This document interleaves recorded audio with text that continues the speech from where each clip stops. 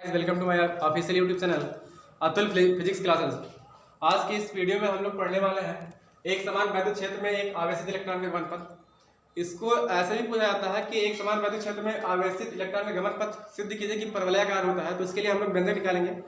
उसके पहले हम एक छोटी सी हेडिंग पढ़ाना चाहते हैं हम लोग को, समविभव पृष्ठ। तो समविभव पृष्ठ, समविभव पृष्ठ। तो समविभव पृष्ठ क्या होता है? वैद्युत क्षेत्र में खींचा गया वह पृष्ठ जिसके प्रत्येक बिंदु पर विभव समान हो, समविभव पृष्ठ कहलाता है। एक बार फिर से हम रिपीट कर दे रहे हैं कि वैद्युत क्षेत्र में खींचा गया वह पृष्ठ जिसके प्रत्येक बिंदु पर विभव समान हो, समविभव पृष्ठ कहलाता है। और समविभव के प्रत्येक बिंदु पर जो बल रेखाएं होती हैं वो अभिलंबवत गुजरती हैं। इसकी 5 प्रॉपर्टी हम बता देते हैं आप लोगों को जल्दी से कि समविभव पृष्ठ के गुण जो है, समविभव पृष्ठ के गुण। ये छोटी चीजें हैं, मतलब ज्यादा पूछी नहीं आती है, बस जानना जरूरी है। तो 4-5 इसके जो गुण होते हैं वो हम लिखवा दे रहे हैं आपको। 5। पहला तो जैसे इसके नाम से क्लियर हो रहा है कि समविभव पृष्ठ, इसका मतलब कि उसका जो विभव है, विभव है पृष्ठ, विभव पृष्ठ के प्रत्येक बिंदु पर समान होता है, समान होता है। पहली कंडीशन। दूसरी चीज ये है कि उसका विभवांतर शून्य होता है, विभवांतर शून्य होता है। इस पे किसी भी बिंदु से, एक बिंदु से दूसरे बिंदु तक जो किया गया कार्य होता है वो भी शून्य होता है। अर्थात हम कह सकते हैं कि कार्य, यहाँ पे कार्य भी शून्य होता है। बल रेखाएं लंबवत निकलती हैं, बल रेखाएं लंबवत होती हैं, पृष्ठ पर बल रेखाएं लंबवत होती हैं। और अगला जो है, बल रेखाएं एक दूसरे को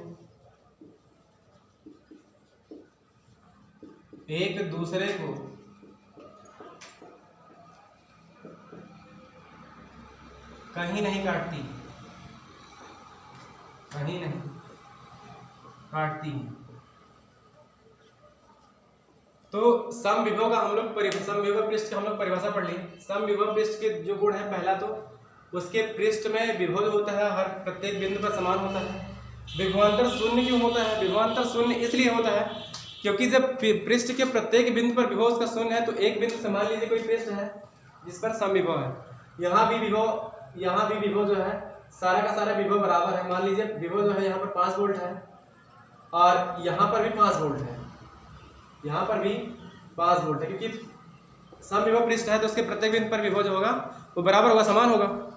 तो अगर हम इसका विभवांतर निकालेंगे तो एक विभव से हमको दूसरा विभव घटाना पड़ेगा। तो अगर V1 - V2 हम करते हैं तो यहाँ से V5 - 5 इक्वल टू क्या आता है? 0। तो इसका मतलब ये हुआ कि विभवांतर अगर हम निकालें समविभव पृष्ठ पर तो उसका विभवांतर शून्य आता है। अगर विभवांतर शून्य होता है तो वहां से हम कार्य निकालेंगे तो भी शून्य आएगा।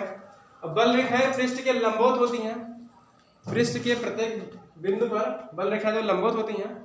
और लास्ट जो कंडीशन है कि बल रेखाएं एक दूसरे को कहीं नहीं काटती, क्योंकि हम पहले भी इसके पहले और वीडियो बना चुके हैं, उसमें बताया है कि अगर बल रेखाएं एक दूसरे को कहीं काटती हैं तो ऐसी स्थिति में कटान बिंदु पर 2 स्पर्श रेखाएं खींची जा सकती हैं, जो कि असंभव है। तो ये तो था हम लोगों का समविभव पृष्ठ। इससे आगे हम जो इस वीडियो में पढ़ाने वाले हैं कि एक समान वैद्युत क्षेत्र में आवेशित इलेक्ट्रॉन का गमन पथ। तो इस पर हम लोग इस टॉपिक पे आते हैं। तो इसके लिए माना हम एक समान वैद्युत क्षेत्र में एक आवेशित इलेक्ट्रॉन का गमन पथ। तो यहां से 2 कंडीशन होती है। मान लीजिए हम धातु की 2 प्लेटें मान लेते हैं जो एक दूसरे से कुछ दूरी पर स्थित है, और ये दोनों प्लेटें विपरीत आवेश की हैं। मान लिए हम कि ऊपरी जो आवेश है, ऊपर का जो धातु का प्लेट है वो धन आवेश है, और जो नीचे का प्लेट है वो ऋण आवेशित है। तो बल रेखाएं जो होंगी वो धनावेशित से ऋणावेशित की ओर होंगी, अर्थात धनावेश से ऋणावेश की ओर। और दोनों प्लेटों के बीच में जो वैद्युत क्षेत्र है वो एक समान माना गया है, एक समान वैद्युत क्षेत्र है। अब कहा जा रहा है कि इसमें एक इलेक्ट्रॉन को इसके अंदर से गुजारा जा रहा है और उसका पथ परवलयाकार सिद्ध करना होता है। इस क्वेश्चन में क्वेश्चन ऐसे ही पूछता है कि एक समान आवेशित क्षेत्र में अगर कोई इलेक्ट्रॉन जा रहा है, गुजर रहा है और वो लंबवत गुजर रहा है तो उसका पथ सिद्ध कीजिए परवलयाकार होता है। तो यहाँ पे इंपॉर्टेंट चीज ये होती है कि परवलय क्या होता है, परवलय कौन सा समीकरण निरूपित करता है, इसको जानना बहुत जरूरी होता है। तो सबसे पहले हम तीन चीजें बता देते हैं कि कौन सा समीकरण किसको प्रदर्शित करता है। तो यहाँ से सबसे पहले तो यहाँ x square plus b x plus c बराबर 0, अगर ऐसा कोई समीकरण मिल जाए हम लोग को तो ये समीकरण एक वृत्त निरूपित करता है, एक वृत्त निरूपित करेगा, निरूपित करता है। और दूसरी कंडीशन, अगर हमको कोई समीकरण x plus b y plus c बराबर 0 के रूप में मिलता है तो ये ऋज रेखीय पथ निरूपित करता है, ऋज रेखीय पथ निरूपित करता है। और तीसरा समीकरण अगर हमको ऐसा कुछ मिलता है y बराबर सी एक्स के रूप में या x बराबर सी वाई के रूप में, अगर दोनों कंडीशन में कोई भी कंडीशन आ गया x square equal to c y के रूप में, अगर चाहे पहले समीकरण के रूप में और चाहे यहाँ दूसरे समीकरण के रूप में वाई स्क्वायर बराबर सी एक्स की तरह या एक्स स्क्वायर बराबर सी वाई की तरह, अगर इस दोनों में से कोई भी कंडीशन मिलती है तो वो जो समीकरण होगा वो एक परवलय के निरूपित करता है, एक परवलय निरूपित करेगा।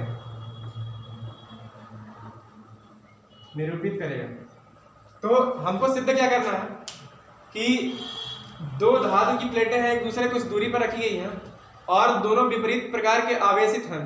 आवेश से हम मान लेते हैं कि ऊपरी वाला जो प्लेट है वो धनावेशित है और नीचे वाला जो प्लेट है वो ऋणावेशित है। यहाँ पर दो कंडीशन बनती है कि इलेक्ट्रॉन कैसे हम गुजारेंगे। तो दो कंडीशन कौन सी बनती है कि एक जो कि इलेक्ट्रॉन को अगर हम लंबवत प्रवेश करवा दें, लंबवत प्रवेश करता है तो अगर इलेक्ट्रॉन लंबवत प्रवेश करता है तो यहां से बल रेखाएं ऐसी है, ऊपर से धनावेश से ऋणावेश की ओर, और इलेक्ट्रॉन को हम लंबवत प्रवेश करवा रहे हैं तो वे ऐसे कुछ बनेगा। यहाँ ये इलेक्ट्रॉन है जो प्रवेश कर रहा है, उसकी वेलोसिटी हम मान लेते हैं वेग मान लेते हैं इसका हम कि ये v है, v वेग से ये इलेक्ट्रॉन प्रवेश कर रहा है, E वैद्युत क्षेत्र है, E वैद्युत क्षेत्र में, और इस पर जो बल लग रहा है वैद्युत क्षेत्र की वजह से वो F मान लिया गया, F बल लग रहा है। इस क्षेत्र से बाहर जब ये इलेक्ट्रॉन निकलता है तो उसके वेग को यहाँ मान लेते हैं, वेग तो चेंज होगा ही कि वैद्युत क्षेत्र से बाहर निकलेगा, तो उस वेग को हम मान लेते हैं कि v डैश है। अब यहाँ से हम प्रवेश करवा रहे हैं एक इलेक्ट्रॉन को जो कि क्षेत्र के लंबवत दिशा में है। दूसरी कंडीशन जो होती है, कि अगर हम क्षेत्र की दिशा में ही हम अगर इलेक्ट्रॉन को प्रवेश करवाते हैं तो उसका पथ कैसा होगा। तो इसके लिए हम सीधा बता देंगे अभी कि कैसा होगा। मैं पहला कंडीशन बता रहा हूँ अभी कि इलेक्ट्रॉन को अगर हम लंबवत प्रवेश कराते हैं तो क्या होता है। यहाँ पर देखिए, यहाँ पर अक्ष बनाते हैं हम, तो ये ऊर्ध्वाधर जो होता है वाई अक्ष होता है और ये एक्स अक्ष होता है, एक्स अक्ष। तो यहां से इलेक्ट्रॉन हम प्रवेश करवा रहे हैं वैद्युत क्षेत्र में, तो जो इलेक्ट्रॉन पर बल लगता है, इलेक्ट्रॉन पर, यहां से कहेंगे कि इलेक्ट्रॉन पर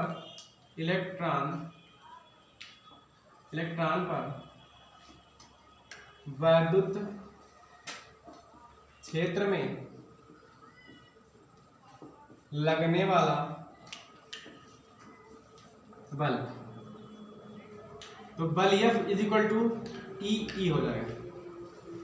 यहां से ये फार्मूला निकला है वैद्युत क्षेत्र की तीव्रता की परिभाषा से, जो कि हम जानते हैं कि E is equal to F बटे Q आवेश होता है। तो यहाँ पर जो इलेक्ट्रॉन है वो भी आवेश है, तो Q के स्थान पे हमने E रख दिया यहाँ पे, तो यहाँ से पक्षांतर करके F is equal to E e हमको एफ का मान मिल गया यहाँ से, तो इसको हम एफ का मान यहीं छोड़ देते हैं। और जैसे ही इलेक्ट्रॉन प्रवेश करता है तो इसका जो त्वरण होगा उत्पन्न तथा उत्पन्न त्वरण निकाल लेंगे, तथा उत्पन्न त्वरण। त्वरण का हम लोग फार्मूला जानते हैं कि ए इज इक्वल टू एफ बटे एम होता है। कहाँ से होता है कि चूंकि हम जानते हैं f is equal to m है, यहाँ से पक्षांतर करके हमको ए बराबर एफ बटे एम मिल जाएगा। अगर हम यहाँ से देखें तो एफ का मान यहाँ से रख सकते हैं, तो एफ के स्थान पे हम ई और कैपिटल ई बटे एम हो सकता है, और यहाँ से हम इसको समीकरण एक बार में छोड़ देते हैं। अब हम निकालेंगे कि एक्स दिशा में कितना टी सेकेंड बाद एक्स दिशा में कितना विस्थापित हो रहा है वो इलेक्ट्रॉन, और फिर अगली कंडीशन में हम निकालेंगे कि वाई दिशा में ऊर्ध्वाधर दिशा में कितना विस्थापित हो रहा है। तो इसके लिए सबसे पहले मानते हैं कि अगर वो क्षैतिज दिशा में भी वेग से गतिमान है, यानी कि माना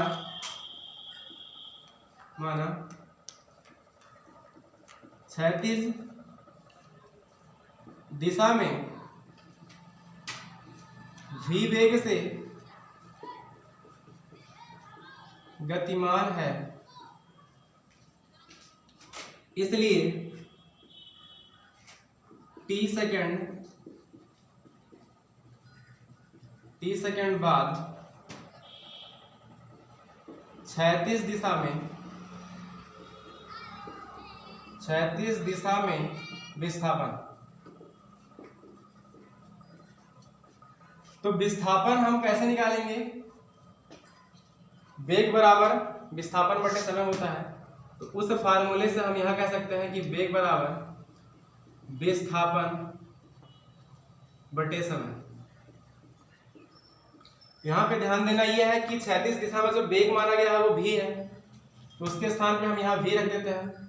विस्थापन क्षैतिज दिशा में हो रहा है और क्षैतिज दिशा को एक्स के साथ लिया जाता है, तो उसको एक्स मान लेंगे एक्स, और कितने समय के बाद निकाला जा रहा है? टी समय के बाद। तो यहाँ से v is equal to x बटे टी, या यहाँ से हम इम्प्लाइज दैट कह सकते हैं कि t is equal to x by v, और इसको समीकरण 2 मान के हम छोड़ देते हैं। एक बार फिर समझ लीजिए कि इलेक्ट्रॉन को हम पहली कंडीशन में वैद्युत क्षेत्र के लंबवत प्रवेश करवा रहे हैं, तो उसका जो वेग है वो v है। इस पर लगने वाले बल का हमने व्यंजक लिखा F is equal to e capital e electron है और ये वैद्युत क्षेत्र की तीव्रता, तथा उत्पन्न त्वरण जो होगा A is equal to f बटे एम। वैद्युत क्षेत्र में जो उत्पन्न त्वरण होगा, यहाँ से A is equal to f बटे एम फार्मूले में हमने एफ का मान यहाँ से रख दिया, तो A इज इक्वल टू ई बटे एम समीकरण 1 हमको मिल गया। हम यहाँ से कहते हैं माना क्षैतिज दिशा में जो वेग है इसका इलेक्ट्रॉन का वो v है, तो टी सेकेंड बाद क्षैतिज दिशा में कितना विस्थापित होगा वो हम लोग निकाल रहे हैं। तो टी सेकेंड बाद क्षैतिज दिशा में विस्थापन वेग बराबर विस्थापन बटे समय होता है, इस फार्मूले का यूज किया गया, और v is equal to x बटे टी, यहाँ से पक्षांतर करके t बराबर एक्स बटे v निकाल के समीकरण 2 मान लिया। अब ऐसे ही हम विस्थापन निकाल सकते हैं किसके लिए? ऊर्ध्वाधर दिशा में। तो हम कहेंगे कि टी सेकेंड बाद तथा टी सेकेंड बाद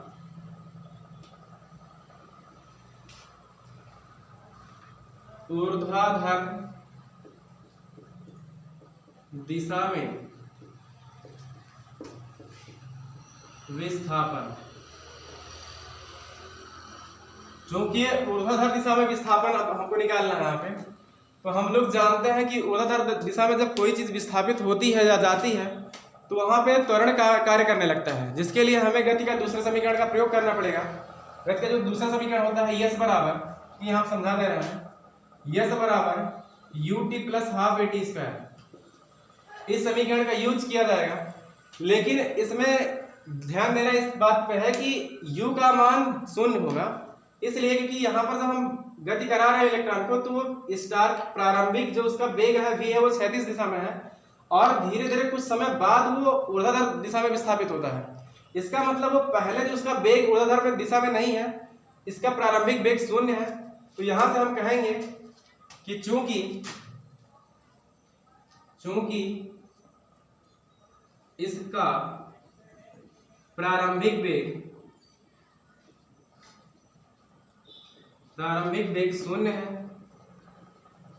0 है तथा त्वरण तथा त्वरण ए।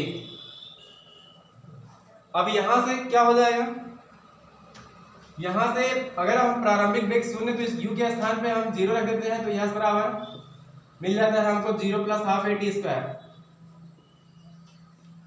लेकिन ये विस्थापन ऊर्ध्वाधर दिशा में हो रहा है, ये तो विस्थापन ही है यस। यस के स्थान पे हम y लिख सकते हैं, इसलिए हम यस के स्थान पे y यूज कर रहे हैं क्योंकि ऊर्ध्वाधर दिशा में विस्थापन है। तो हम यहाँ से इंप्लाइज दैट कर सकते हैं कि इंप्लाइज दैट y बराबर ½ at²। यहाँ से y बराबर ½ at²। फिर से एक बार देख लीजिएगा, हमने यूज किया है दूसरे समीकरण का, गति के दूसरे समीकरण का, s बराबर ut + ½ at²। यहाँ प्रारंभिक वेग शून्य है ऊर्ध्वाधर दिशा में, इसलिए उसके स्थान पर 0 रखा गया, तो मिल गया हमको s बराबर ½ at²। यस को हम ऊर्ध्वाधर दिशा के लिए नहीं यूज करते हैं, इसलिए ऊर्ध्वाधर दिशा के लिए हम y यूज करते हैं, y का उपयोग किया जाता है, इसलिए यस के स्थान पे y लिखा गया और हमको मिल गया y बराबर ½ at²। यहाँ इसको हम समीकरण 3 मान लेते हैं। अब समीकरण 1 और 2 का, समीकरण 1 से a का मान और समीकरण 2 से t का मान हम उठा के समीकरण 3 में रखते हैं, और जो भी हमको मिलता है वो परवलय के रूप में मिलेगा, जो हम अभी बताया कि y² बराबर cx के रूप में मिलेगा, या तो x² बराबर cy के रूप में मिलेगा। तो यहाँ थोड़ा हल करते हैं, हम कहेंगे क्या कि समीकरण 1 से a तथा समीकरण 2 से t का मान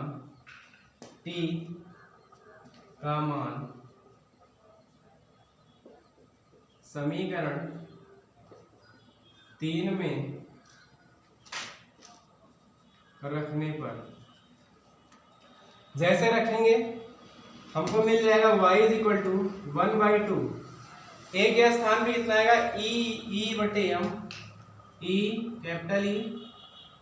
E/M, और t के स्थान पे हमको यहाँ समीकरण 2 से मिल जाएगा x/v।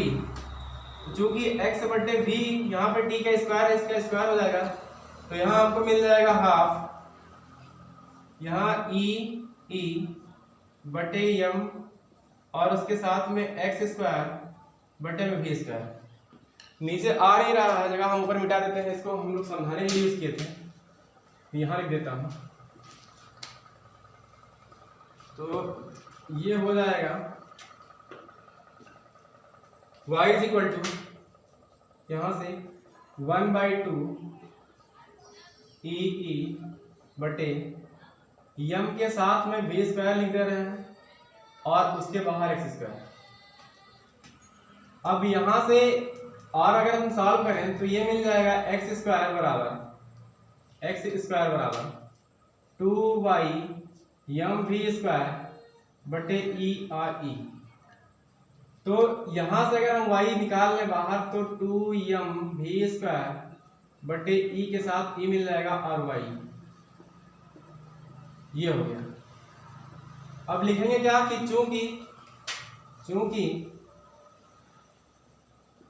चूंकि यह समीकरण x² बराबर cy के रूप का है, अतः यह एक परवलय निरूपित करता है। एक बार फिर से हम समझा दे रहे हैं, डेरिवेशन इतना ही है कि एक समान वैद्युत क्षेत्र में एक आवेशित इलेक्ट्रॉन का गमन पथ निकालना है। हमने कहा कि एक समान आवेशित वैद्युत क्षेत्र में आवेशित इलेक्ट्रॉन का जो गमन पथ है वो दो तरीके से निकल सकता है। यहाँ पे एक तो जब हम इलेक्ट्रॉन को लंबवत प्रवेश करा रहे हैं, और एक जब हम इलेक्ट्रॉन को वैद्युत क्षेत्र की ही दिशा में प्रवेश करवा रहे हैं उसके साथ में पैरेलल। तो हमने पहली कंडीशन ली कि इलेक्ट्रॉन लंबवत प्रवेश करता है, तो ऐसी कंडीशन में यहाँ से ये लंबवत प्रवेश कर रहा है, तो इस कंडीशन पे हमें इलेक्ट्रॉन पर जो वैद्युत बल लगा है F बराबर E, ये आया वैद्युत क्षेत्र की तीव्रता के फार्मूले से निकाला गया है, इसको अभी समझा के बताया है। तथा इस वैद्युत क्षेत्र में जो उत्पन्न त्वरण होगा, त्वरण का फार्मूला A = F/m। F के स्थान पे F का मान रख दिया गया E और E, तो यहाँ से हमको मिल गया a = e बटे m, समीकरण 1 मान लिया इसको। उसके बाद कहा गया कि जो इलेक्ट्रॉन है उसका जो वेग है क्षैतिज दिशा में वो v है, तो t सेकंड बाद क्षैतिज दिशा में जो विस्थापन होगा वो कितना होगा। तो यहाँ से हो गया कि माना क्षैतिज दिशा में वेग v है से गतिमान है, इसलिए यहाँ पर t सेकंड बाद क्षैतिज दिशा में जो विस्थापन है तो वेग बराबर विस्थापन बटे समय का फार्मूले का यूज किया गया। तो यहाँ v = x बटे t या t = x बटे v मिल गया हमको। इसको समीकरण यहाँ पे 2 मान लिया गया। उसके बाद हम कहें कि चूंकि ये इलेक्ट्रॉन धीरे धीरे ऊपर की तरफ जा रहा है, मतलब क्षैतिज दिशा में गतिमान ना होके ऊपर दिशा में गतिमान होने लगता है, तो यहाँ से हम ऊर्ध्वाधर दिशा में भी विस्थापन निकालेंगे। तो t सेकंड बाद ऊर्ध्वाधर दिशा में जो विस्थापन हुआ, अब विस्थापन का फार्मूला निकाला गया, S बराबर ut plus half at square से लिया गया, क्योंकि ये गुरुत्वीय त्वरण के अधीन गति कर रहा है, इसलिए हम इसका गति के समीकरण का उपयोग कर रहे हैं। यहाँ प्रारंभिक वेग u उसका शून्य होगा, क्योंकि ऊर्ध्वाधर दिशा में तो प्रारंभिक वेग है यहाँ पे उसका शून्य है, तो u के स्थान पे 0 रख दिया गया, तो ये पार्ट पूरा खत्म हो गया। और s बराबर हाफ at स्क्वायर मिल गया हमको।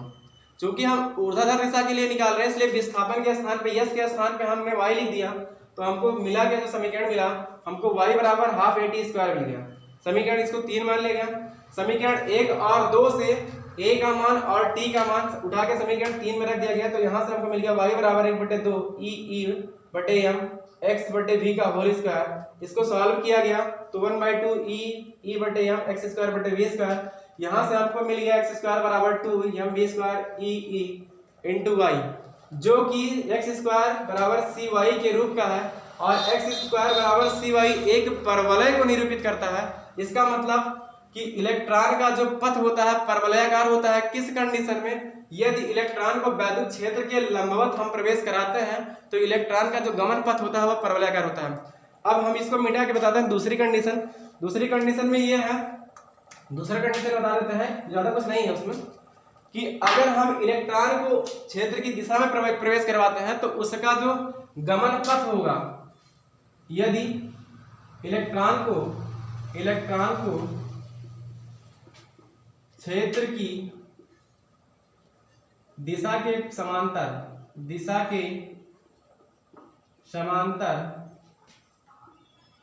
प्रवेश कराते हैं तो उसका पथ ऋजुरेखीय पथ होगा, ऋजुरेखीय पथ होगा।